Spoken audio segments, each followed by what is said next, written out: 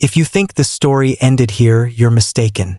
This is only the beginning of a bond that would reshape an entire station and challenge everything the galaxy believed about humans. Now, let's return to where it truly started. Daniel Rowan's hand trembled so violently that the stylus nearly slipped from his grip.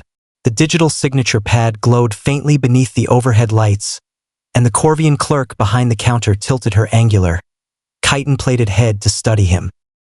Her species rarely displayed readable expressions, but Daniel always felt as though those crystalline eyes judged him, measuring him, cataloging his fragility. You are requesting authorization to transport an Earth-native organism onto Station Accord, her translator droned, flattening her natural clicking into monotone speech. This request is aberrant.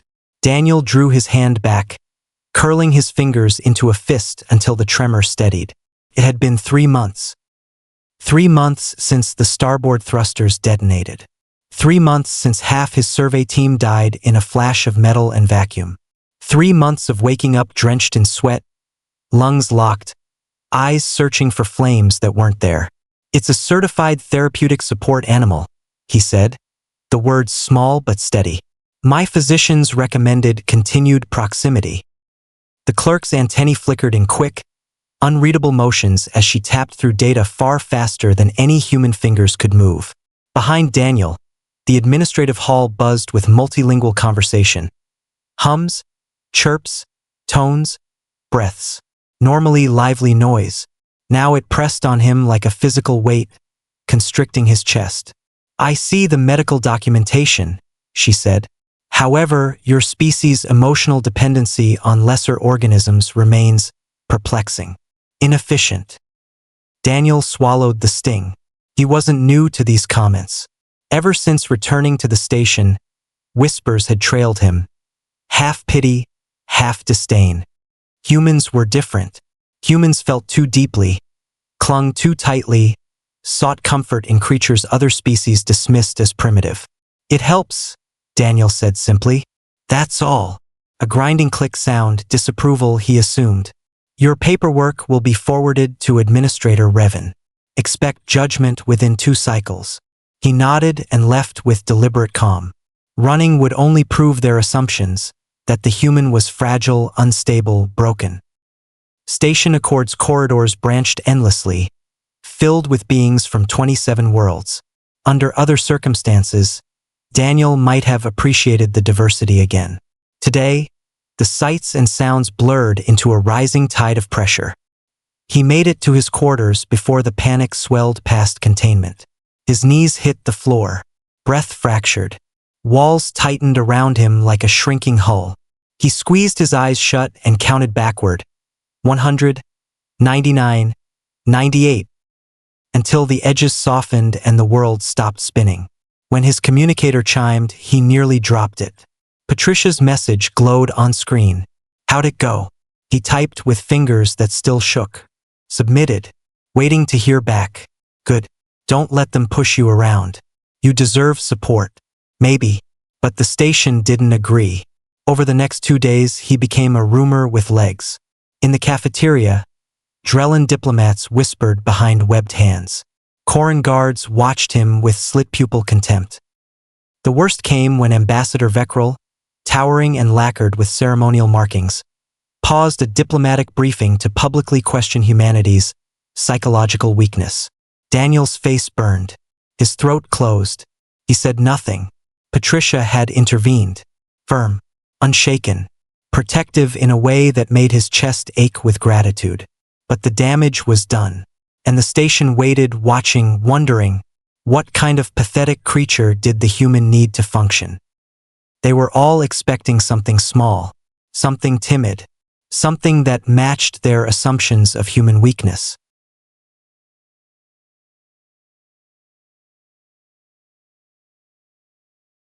But in just a few days, they'd learn how catastrophically wrong they were. Daniel was summoned on the evening of the second cycle. Administrator Revan's office perched at the peak of the central spire, a space designed to impress diplomats and intimidate subordinates. The bird-like administrator perched behind her floating desk, feathers ruffled in a way Daniel had come to associate with irritation, or perhaps dread. "Your request has been approved," Revan said without ceremony. "Though I have already received complaints from 7 delegations. They believe your animal will be unpredictable, potentially disruptive, possibly dangerous." "She won't be," Daniel said. His voice felt small in the cavernous chamber, but steady. "She's certified. She'll remain in my quarters during work hours." Revan's head rotated an unsettling 90 degrees. "I expect absolute control over this creature. Any incident, any disturbance at all, and it will be removed immediately. Understood?" "Yes, Administrator. Your transport arrives in 3 days. Prepare yourself." She lifted a taloned finger. "And prepare for the reactions." Daniel's pulse spiked. He knew exactly what she meant. The station expected a small therapy companion. Something soft, harmless. A living plush toy to soothe the fragile human. They weren't ready. Even he wasn't sure he was ready. The next 3 days moved with the slow, heavy drag of orbital decay. Daniel tried focusing on work. Drafting briefing notes, reviewing trade logs, but whispers followed him everywhere. The cracked human. The one who can't sleep alone. The one who needs a pet to keep functioning. He tried to ignore it. Some days he failed. On the morning of the 3rd day, his communicator chimed with a message from docking control. "Transport vessel Arcturus has arrived. Cargo tag, therapy unit for Daniel Rowan." His stomach tightened. Not with anxiety this time, but anticipation deep enough to shake him. Footsteps trailed him as he headed toward docking bay. 6. 1 pair, then several, then dozens. When he arrived, at least 40 aliens had gathered, arranged in a semicircle of thinly veiled mockery and naked curiosity. A Draylin diplomat burbled softly to her companion. "I heard it is a soft creature. Small. Humans stroke their fur when upset." "Pathetic," her companion said. "No wonder they panic so often." Daniel didn't bother turning. He just watched the transport ship complete docking procedures. Magnetic clamps engaged with a deep metallic thrum. The airlock cycled. Cargo hatches began to open. Administrator Revan arrived with security in tow. Feathers sleeked back in apprehension. "Mr. Rowan, confirm that the animal is secured." "She is," Daniel said. "Earth transport protocols for large animals are strict." Revan froze. "Large?" The manifest listed only therapy animal. "How large is?" The station klaxons cut her off. "Warning. Hazardous cargo detected. All non-essential personnel evacuate docking bay 6. Aliens bolted toward the exits. Others froze in place, unwilling to miss the spectacle. Security fanned out with weapons drawn. "What is aboard that ship?" Revan hissed. Daniel didn't answer, because he didn't need to. The cargo container appeared, sliding down the ramp. A massive reinforced steel crate the size of a ground vehicle, plastered with warnings in 6 languages. Apex predator. Extreme caution. Lethal force authorized for breach. The crowd fell silent. Even the klaxon seemed muted beneath the collective realization.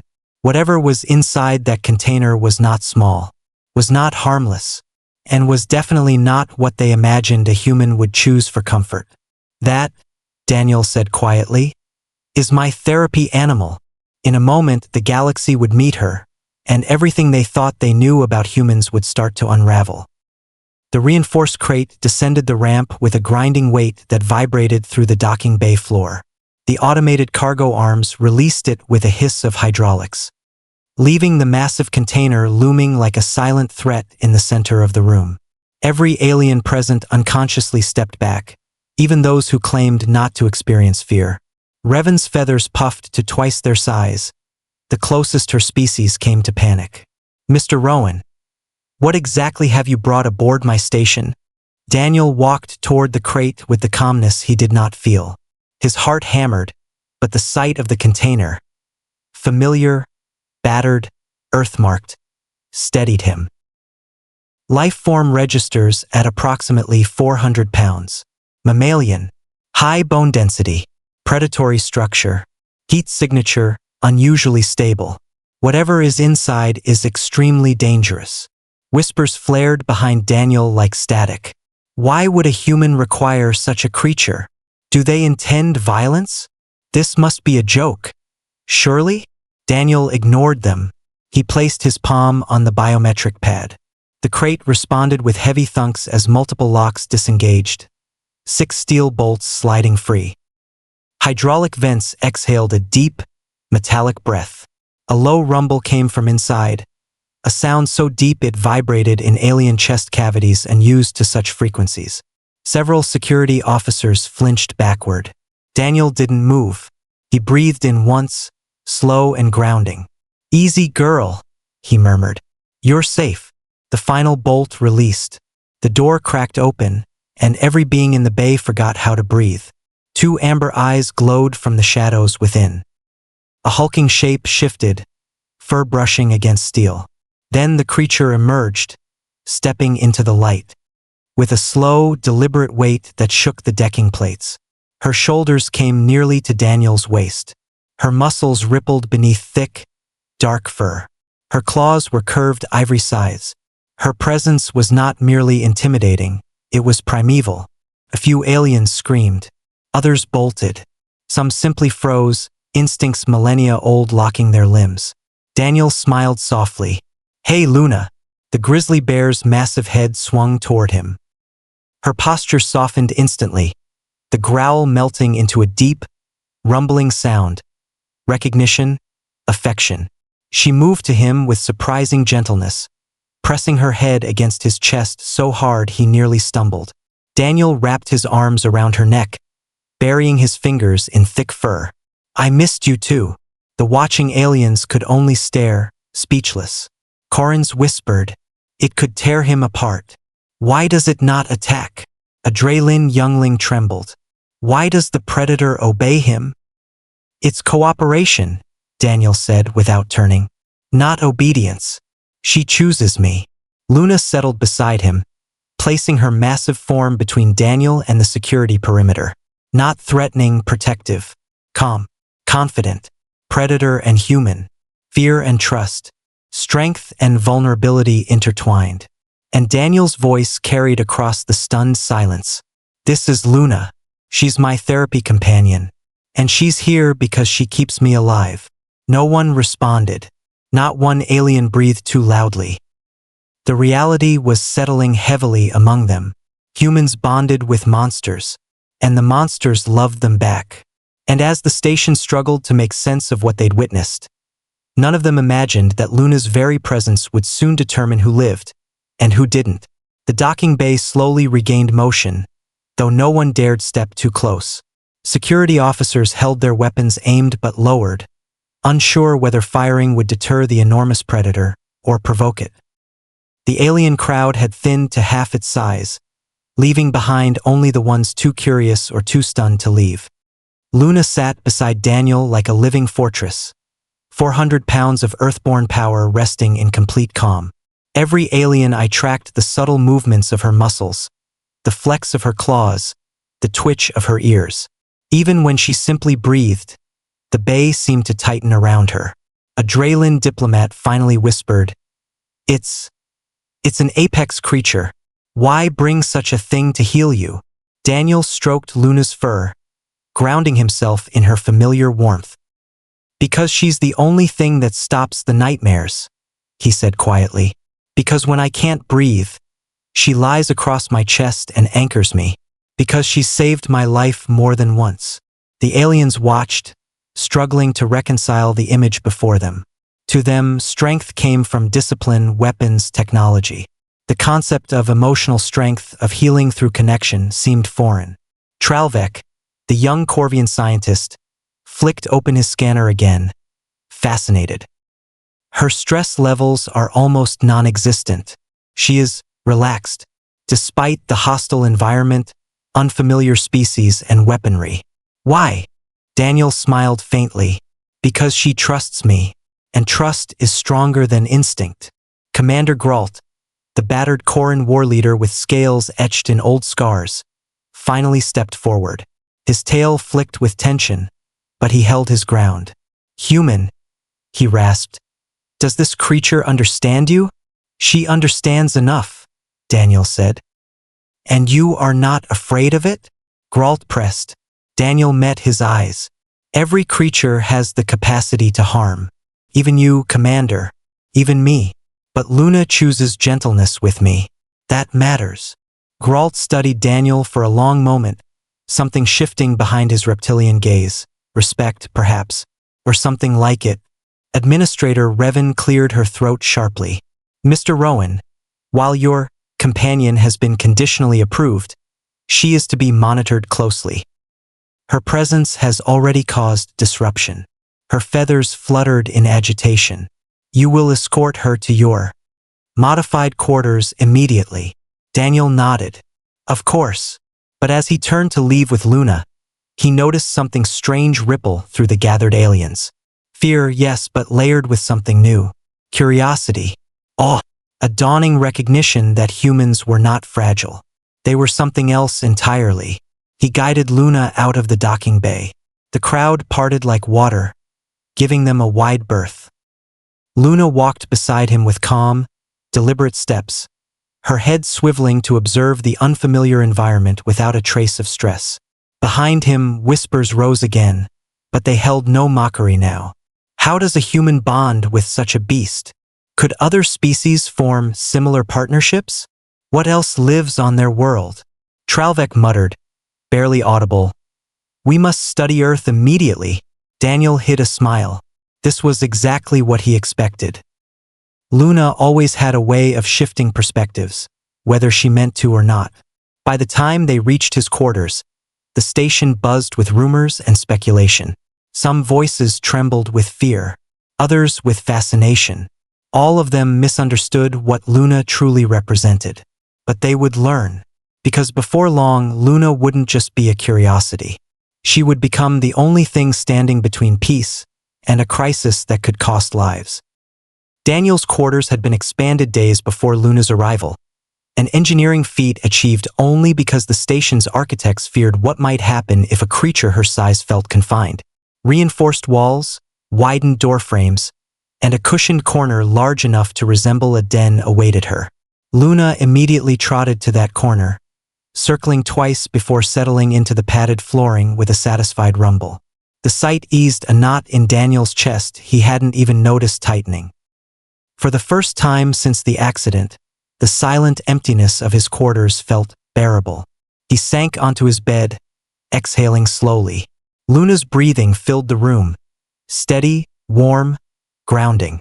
The hum of the station outside faded into the background. He almost drifted to sleep right then. It wasn't until the nightmares clawed their way back, jolting him awake with a gasp, that he realized how deeply he'd needed her. Metal tearing, screams over comms, heat rising like a blast furnace.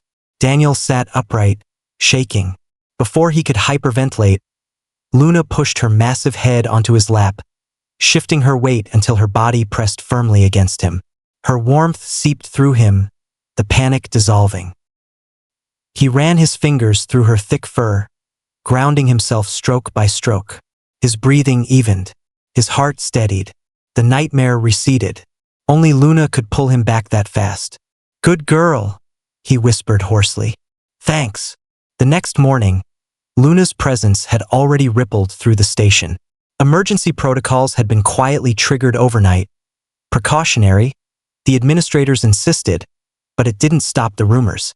By midday, an emergency council meeting was called. Daniel watched the broadcast on his terminal while Luna contentedly gnawed on a synthetic chulog engineered to withstand her bite force. On screen, the council chamber buzzed with alarmed voices. This is unacceptable, Ambassador Veckrel barked, mandibles flaring. A predator of that magnitude is a direct threat to station stability. Our children attend classes near civilian sectors, a Draylin representative croaked.